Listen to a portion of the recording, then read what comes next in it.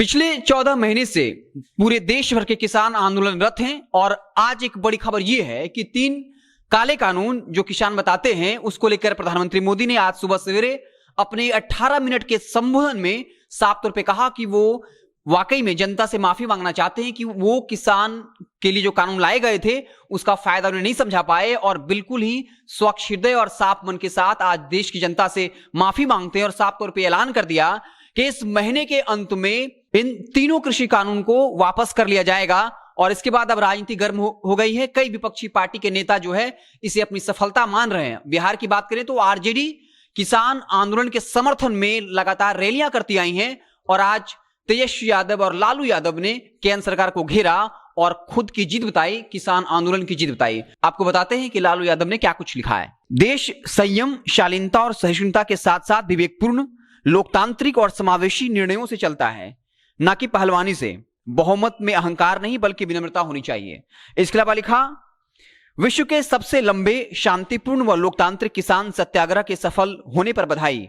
पूंजीपरस्त सरकार व उसके मंत्रियों ने किसानों को आतंकवादी, खालिस्तानी, आड़तीय, मुट्ठी भर लोग, देशद्रोही इत्यादि कहकर देश की एकता और सौहार्द को खंड खंड कर बहुसंख्यक शर्मशील आबादी में एक अविश्वास पैदा किया। तो साफ तौर पे लालू यादव ने इस बात का जिक्र किया कि पिछले 14 महीने में किस तरीके से एनडीए की सरकार के द्वारा बीजेपी के मंत्रियों के द्वारा कभी उन्हें देशद्रोही कहा गया, कभी खालिस्तानी कहा गया, कभी आड़तिया कहा गया, कभी कुछ मुट्ठी भर लोग कहे गए, कभी देशद्रोही कहा गया। लेकिन आज जब चुनाव होने हैं उसके बाद केंद्र सरकार घिर चुकी है और आज बाकायदा अपने 18 मिनट के संबोधन में प्रधानमंत्री मोदी ने देश की जनता से माफी मांगी और खुद स्वीकार किया कि वो किसी को दोष नहीं देना चाहते, वो देश की जनता से माफी मांगते हैं और तीनों कृषि कानून को इस महीने के अंत में जब संसद की शुरुआत होगी तब इसे वापस ले लिया जाएगा।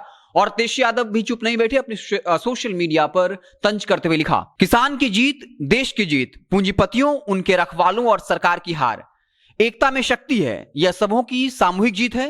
बेरोजगारी, महंगाई, निजीकरण के खिलाफ हमारी लड़ाई जारी रहेगी। साफ तौर पे तेज यादव ने इस और भी इशारा किया कि जैसे उपचुनाव में कई जगहों, अधिकतर जगहों पर बीजेपी की हार हुई, उसके बाद बढ़ती पेट्रोल डीजल की कीमतों में अचानक जो है टैक्स में कमी की गई और अब इस वक्त जब 2022 में उत्तर प्रदेश सहित 5 राज्यों में चुनाव होने हैं और उत्तर प्रदेश के चुनाव में किसान आंदोलन का साफ असर देखा जा सकता था। आपको पता होगा किसानों को गाड़ी से कुचला भी गया, जिसमें इस वक्त केंद्रीय गृह राज्य मंत्री का नाम आया और जब रिपोर्ट आया तब उनके बेटे के राइफल से गोली छूटने का प्रमाण आया। सुप्रीम कोर्ट में बार बार लताड़ लगाया जा रहा है कि योगी सरकार जो है, उत्तर प्रदेश की सरकार है, वो किसानों के हथियारों को बचाना चाहती है और लगातार उत्तर प्रदेश में किसानों का आंदोलन उग्र हो रहा था और इसका खामियाजा जो है वो केंद्र सरकार को भुगतना पड़ सकता था। इसलिए प्रधानमंत्री मोदी ने आज जो बाकायदा इसके लिए देश से माफी मांगी और साफ तौर पे कहा कि वो इन तीनों कृषि कानून को वापस कर लेंगे। इस पर तंज करते हुए तेजस्वी यादव ने लिखा है, चुनाव हारे तो उन्होंने पेट्रोल डीजल पर दिखावा ही सही